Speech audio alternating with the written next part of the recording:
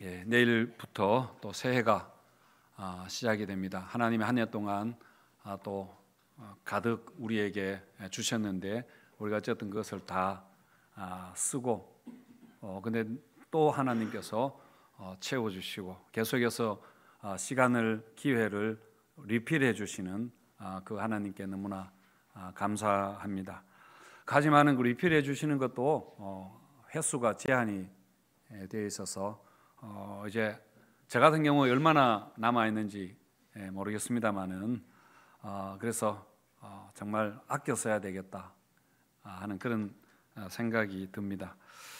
오늘이 마지막 주일, 마지막이라는 말을 많이 하는데 그것보다는 더 의미 있는 게 뭐냐면은 오늘은 성탄절 후 첫 주일이라는 그런 교회력의 의미가 있습니다.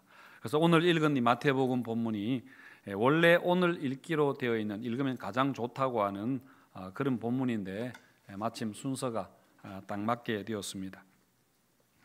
예수님이 성령으로 탄생하셨습니다. 그리고 동방박사들이 멀리서 와서 예수님께 경배하고 찬양했습니다. 동방박사들이 찾아오는 과정에서 베들레헴으로 바로 오지 않고 예루살렘으로 찾아간 것이 문제가 되었습니다. 아마 헤롯 왕이 사는 왕궁으로 이 박사들이 찾아간 것 같은데요. 동방 박사들도 당시에 나름대로 내비게이션을 따라서 그렇게 왔는데 저도 내비게이션을 따라갈 때 가끔씩 엉뚱한 데 도착하기도 하고 잘못 인도하기도 하고 그렇게 하지만은 이 별이 동방 박사들을 예루살렘으로 그렇게 인도를 하고 말았습니다. 아니면 별이 대충 방향을 가르쳐 주었는데 동방 박사들이 당연히 왕은 왕궁에서 태어날 거라 그렇게 생각하고 예루살렘에 그렇게 갔을 수도 있습니다. 어쨌든 예루살렘에 가서 왕이 태어났는데 어디 계시냐라고 말하는 바람에 헤롯 왕이 이것을 알게 되고는 예수님을 죽이려 하게 됩니다. 동방박사들은 예수님에게 베들레헴에 가서 경배한 후에 꿈에 헤롯에게 돌아가지 말라 하는 지시를 받고 다른 길로 그렇게 고국으로 돌아갔습니다. 근데 이 헤롯은 동방박사들이 와서 위치를 알려준다고 했는데 오지 않으니까 속았다는 것을 알고는 굉장히 화를 내게 되죠. 그래서 아예 베들레헴에 군대를 보내서 2살 아래의 미만이 아니라 이하의 모든 아이들을 다 죽이도록 그렇게 명령을 합니다. 16절에 보시면은 이에 헤롯이 박사들에게 속은 줄 알고 심히 노하여 사람을 보내어 베들레헴과 그 모든 지경 안에 있는 사내 아이를 박사들에게 자세히 알아본 그 때를 기준하여 2살부터 그 아래로 다 죽이니 했습니다.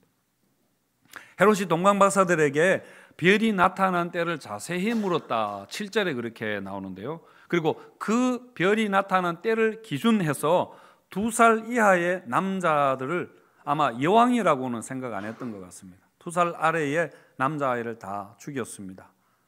그러니까 이때 예수님이 적어도 한두 살은 되었을 거다. 그렇게 짐작을 하는 거죠. 베들레헴 인구가 당시에 1000명 정도라고 하는데 그렇다면은 약 20명 정도의 남자 아이들이 죽었을 거라 추측을 합니다. 사실 굉장히 끔찍하고 잔인한 짓이지만은 당시에 이런 일은 흔히 로마 같은 경우는 어떤 동네에 들어가서 그냥 모두 동네를 파괴하고 사람을 다 죽이고 하는 일들이 흔히 있었기 때문에 이 사건은 상대적으로 작은 사건이라 생각하고 성경 외에는 별로 관심을 세상이 가지지 않았던 것 같습니다. 그런데 헤롯 왕에 대해서는 일반 역사에도 헤롯 왕이 기록이 되어 있습니다. 우리가 예수님 탄생한 그 해를 기준으로 역사를 이렇게 서기를 그렇게 하죠. AD와 BC로 그렇게 나누게 되는데 예수님의 출생 연도를 어떻게 계산하는가 했는가 하면은 헤롯 왕을 기준으로 그렇게 했습니다. 헤롯 왕이 언제 죽었는가 하면은 BC 4년에 죽은 것은 확실한 사실입니다. 69세로 죽었는데요. 그런데 예수님은 그 전에 태어나셨습니다. BC 4년 전에 태어나신 겁니다. 헤롯 왕이 베들레헴의 아기들을 죽는다고 했을 때, 죽였을 때 예수님이 많게는 2살 이렇게 되었을 거라고 본다면은, 그리고 베들레헴 사건 직후에 헤롯이 죽었다 하더라도 예수님은 적어도 BC 4년 이전에, 그러니까 BC 6년까지 그 사이에 예수님이 태어났을 거라고 보는 것이 사실은 맞는 말입니다. 그러니까 계산하는데 착오가 있었던 거죠. 그렇게 본다면은 예수님이 33살에 돌아가 십자가에 죽으셨다고 하는데 그것보다 훨씬 뒤일 거다. 뭐 보통은 37에 십자가에 죽으셨을 거라, 그리고 아니면 35이라, 짧게 보면은 35이라 그렇게 봅니다. 이런 연도의 조정이 있다고 해서 이게 우리 신앙이나 교리에 전혀 문제가 있거나 그런 것은 아닙니다만은, 어쨌든 예수님의 탄생으로 인해서 이 인류 역사의 물줄기가 바뀌었다는 것은 분명한 사실입니다. 역사에 기록되어 있는 헤롯 왕은 굉장히 잔인하고 탐욕스러운 왕이었다, 그렇게 기록이 되어 있습니다. 얼마나 나쁜 놈인가 하면은 자기 아내도 죽이고 장모도 죽이고 그 아내에게서 태어난 세 아들도 다 죽였습니다. 그리고 자기가 죽을 때에는 뭐라고 했는가 하면은 이스라엘의 많은 유력 인사들, 유지들을 다 처형하라, 이유 없이 그냥 처형하라고 했습니다. 왜 그렇게 했는가 하면은 헤롯 왕이 이스라엘 백성들에게 통치하는 동안 굉장히 나쁜 짓을 많이 했고 이스라엘 백성들이 자기를 안 좋아한다는 걸 알거든요. 그래서 자기가 죽으면은 이스라엘 백성들이 굉장히 좋아할 거 아닙니까? 막 기뻐하고 자기들끼리 모여서 막 잔치하고 그렇게 할 텐데 그게 싫었다는 겁니다. 그래서 유력 인사들 이렇게 죽이면은 그것 때문에 이스라엘이 슬퍼하는 동안에 자기의 장례를 치르도록 그렇게 지시했다는데, 실제로 그렇게 하지는 못했습니다만은, 헤롯 대왕이 죽은 후에 로마는 헤롯이 통치하던 그 땅을, 그 지역을 세 부분으로 나누어서 헤롯의 세 아들에게 이렇게 각각 주었습니다. 그래서 성경에 여러 헤롯이 나오죠. 다 헤롯 대왕도 있고 헤롯의 아들도 3명이 다 그렇게 성경에 나옵니다. 헤롯 대왕이 너무 큰 힘을 가지고 횡포를 부리는 것을 보고 로마가 그 권력을, 어쨌든 로마의 밑에 있는 그런, 로마가 임명한 왕이니까요, 권력을 분산시킨 것이죠. 오늘 22절에도 보시면은, 그러나 아켈라오가 그의 아버지 헤롯을 이어 유대의 임금됨을 듣고 요셉이 거기로 가기를 무서워했다, 그렇게 했습니다. 헤롯의 한 아들이 아켈라오인데 이 아켈라오도 아버지처럼 굉장히 잔인하고 폭군이었습니다. 그래서 요셉이 원래는 베들레헴에 가서 살 생각을 했던 것 같은데, 뭐 고향 나사렛에 가면은 말이 많잖아요 지금, 그 출생의 비밀 때문에. 그래서 했는데 어쩔 수 없이 베들레헴으로 못 가고 나사렛으로 그렇게 들어간 것입니다. 아켈라오 이 왕은 왕이 되자마자 6월절에 성전에 군대를 난입시켜서 그 제사하는 3,000명을 그렇게 살해하는 순례자들을 죽이는 일이 있었습니다. 이걸 보고 로마 황제가 결국 아켈라오를 폐위시키게 되는데요, 저런 인간을 두었다가는 유대인들이 폭동을 일으키게 될 거라, 그러면 로마에 좋지 않을 거라 그렇게 생각했던 것입니다. 그렇게 폐위시키고는 아켈라오가 다스리던 지역에 다른 분봉왕을 보내지 않고 세우지 않고 로마가 아예 직할 통치를, 총독을 보내서 직할 통치를 하게 되는데, 그래서 파견된 사람이 누구인가 하면은 본디오 빌라도 총독입니다. 역사상 가장 발령을 잘못 받았던 그런 사람이죠. 가장 운이 없는 사람입니다. 자, 예수님 나시던 당시에 정세가 이렇게 위험하고 살벌한 상황에 예수님께서 오셨다라는 것을 말씀을 드린 것입니다. 이렇게 헤롯이 요한을 살해하는 일로 인해서 베들레헴에는 뭐 당연히 큰 슬픔이, 통곡과 애곡이 있게 되었습니다. 17절과 18절에 보시면은, 이에 선지자 에레미야를 통하여 말씀하신 바 라마에서 슬퍼하며 크게 통곡하는 소리가 들리니 라헬이 그 자식을 위하여 애곡하는 것이라. 그가 자식이 없으므로 위로받기를 거절하였도다 함이 이루어졌느니라, 이렇게 합니다.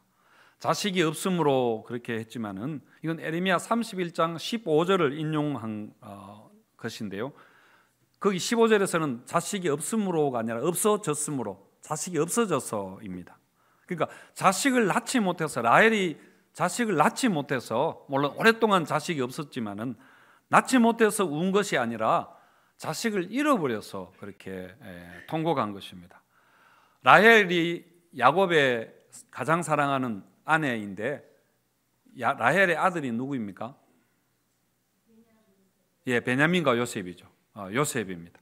근데 요셉이 형들에게 팔려가서 그렇게 실종된 걸 이야기하는 겁니다.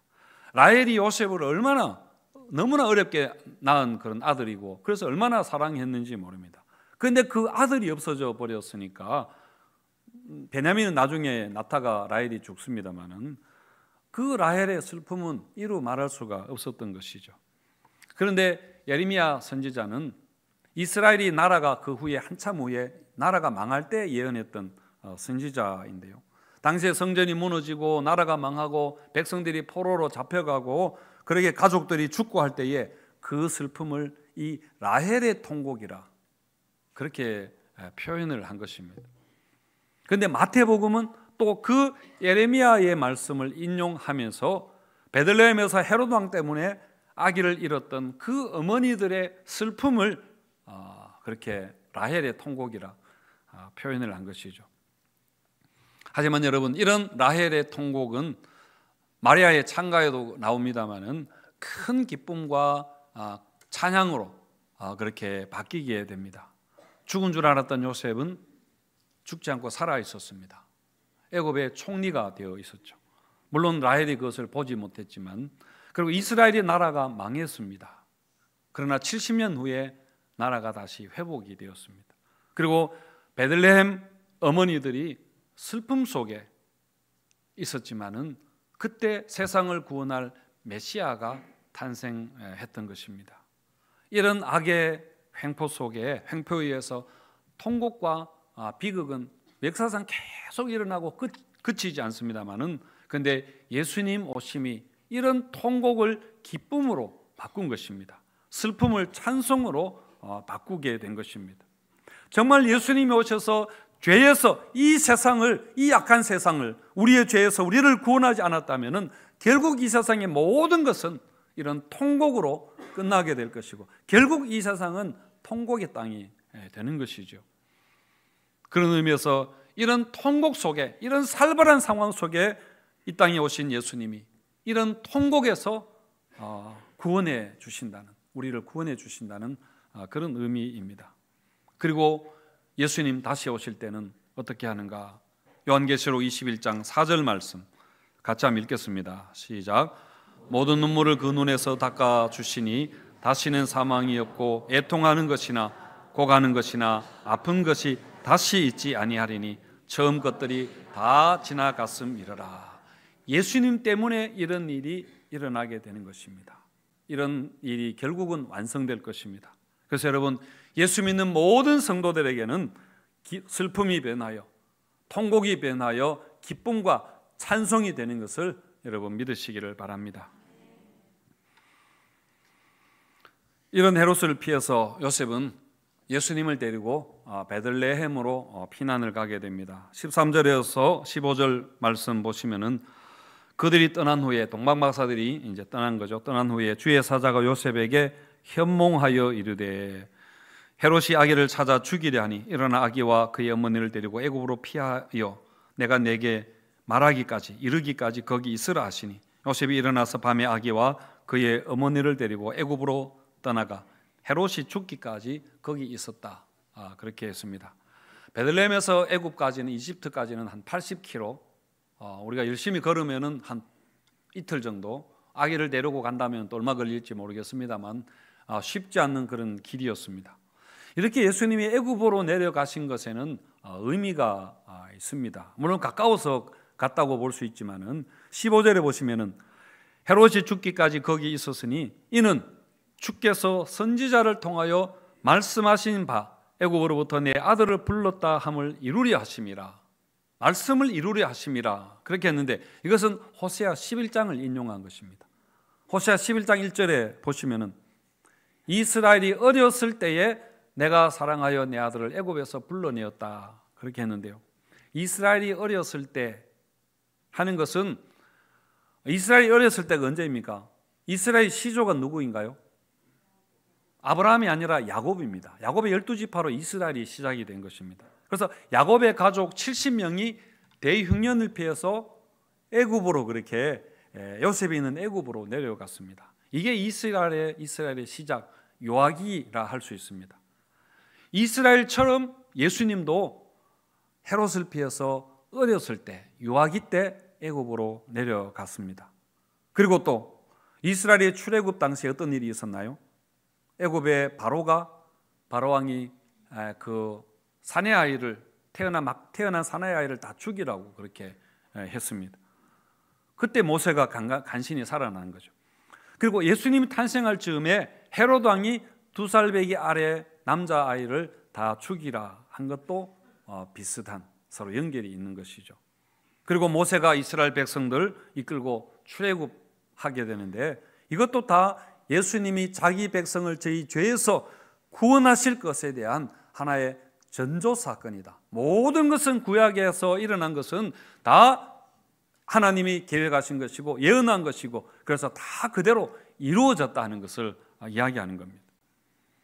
자, 여러분, 이렇게 예수님은 왕으로 그렇게 오셨는데, 이 땅에 왔을 때 정말 이 땅은 예수님을 환영한 것이 아니라 너무 살벌하고 너무 위험하고 적대적인 그런 땅이었습니다.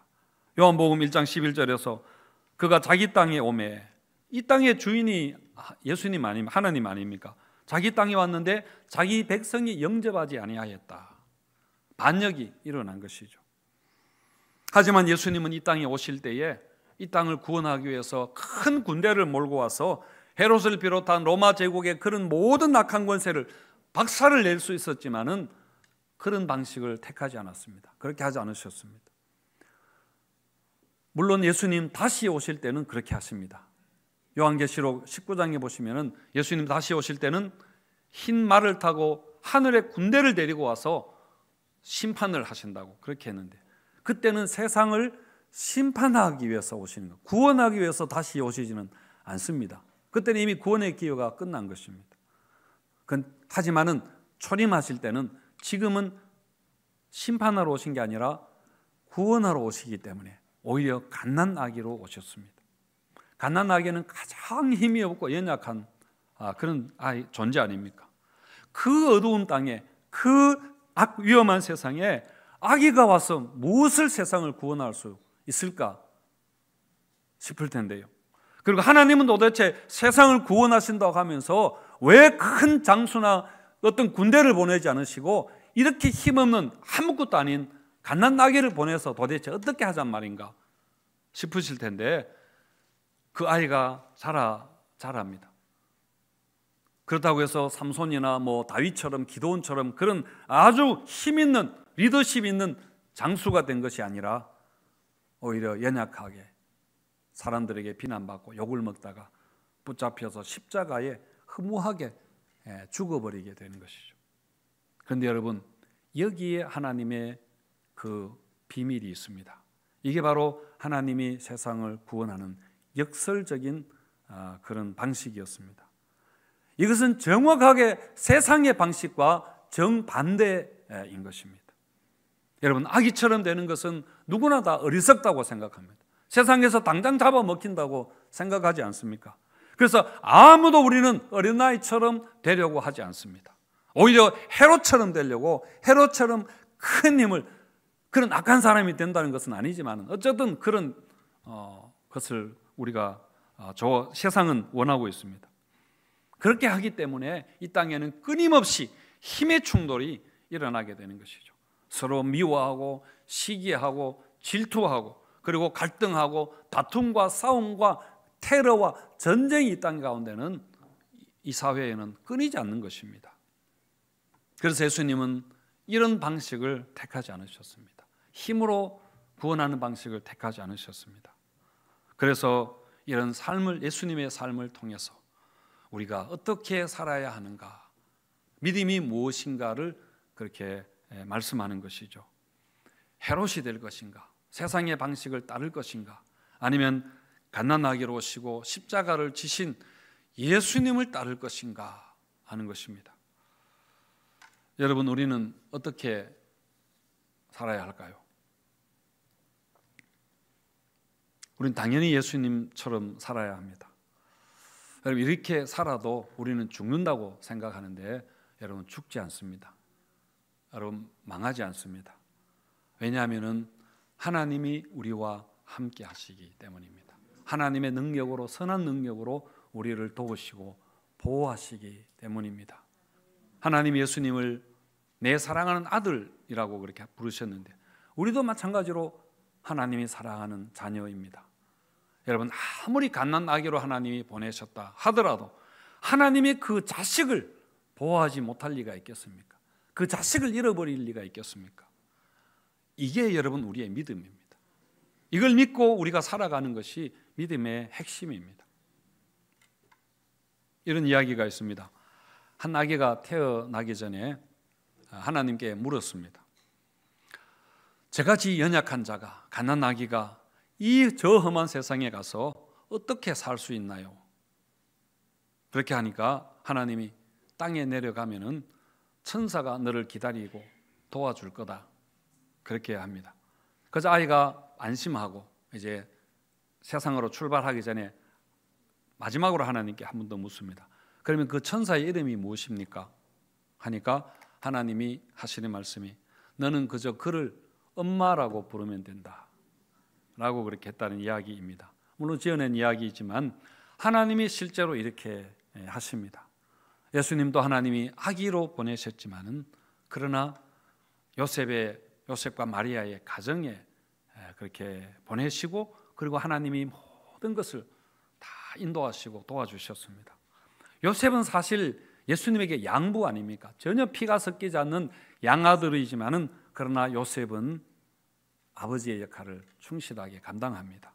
동네 사람들이 그 출생에 대해서 수군거리고 비난할 때 그 마리아를 보호하고 마리아를 데려와서 그 모든 비난을 자기가 다 감내했습니다.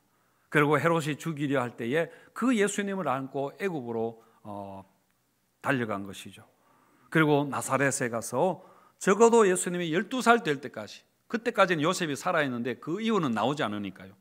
12살 될 때까지는 아버지의 역할을 충분히 그렇게 하셨습니다. 이번 성탄절에 우리 안타까운 소식을 들었죠.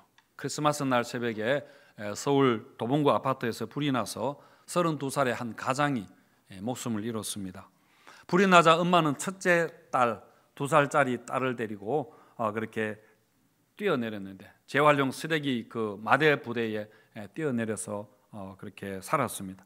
그런데 아빠는 둘째 딸, 7개월짜리 둘째 딸을 안고 4층에서 뛰었는데 맨땅에 떨어져서 죽고 말았죠. 그렇지만 그 아버지 품에서 7개월 된 딸이 살아 있었던 것입니다. 여러분, 이게 우리 육신의 부모들이지만은 우리 하나님 아버지도 마찬가지입니다. 이리 때가 우울거리는 이 땅에 우리가 하나님이 보내시고 살게 하시지만은 그러나 우리를 고아와 같이 내버려 두지 않으시고 하나님이 다 뒤에서 인도하시고 지키시고 보호해 주십니다. 그래서 여러분, 우리 어떤 삶의 위협 가운데서도 우리가 담대하게 하나님을 믿고 여러분 살아갈 수 있습니다. 이사야 49장 15절 말씀 잘 아는 말씀인데 같이 한번 읽겠습니다. 시작. 여인이 어찌 그 젖 먹는 자식을 잊겠으며 자기 태에서 난 아들을 긍휼히 여기지 않겠느냐. 그들은 혹시 잊을지라도 나는 너를 잊지 아니할 것이라. 하나님이 이스라엘에게 하신 말씀인데 바로 우리에게 우리의 말씀으로 그렇게 하신 것입니다. 여러분, 오늘 말씀에서 계속 반복해서 나오는 말이 뭐냐면은 주께서 선지자로 말씀하신 바 하는 것입니다. 1장과 2장에만 해도 이 말씀이 5번이나 반복이 되었는데요. 그러니까 여러분, 이 모든 것은 결국은 오래전부터 하나님께서 계획하신 것이다. 아무리 어렵고 위험한 상황에 있다 하더라도 다 하나님이 알고 계시고 하나님이 계획하시는 거다. 그런 말씀입니다. 그렇다면 무엇이 감히 하나님의 계획을 좌절시키고 방해할 수 있겠습니까?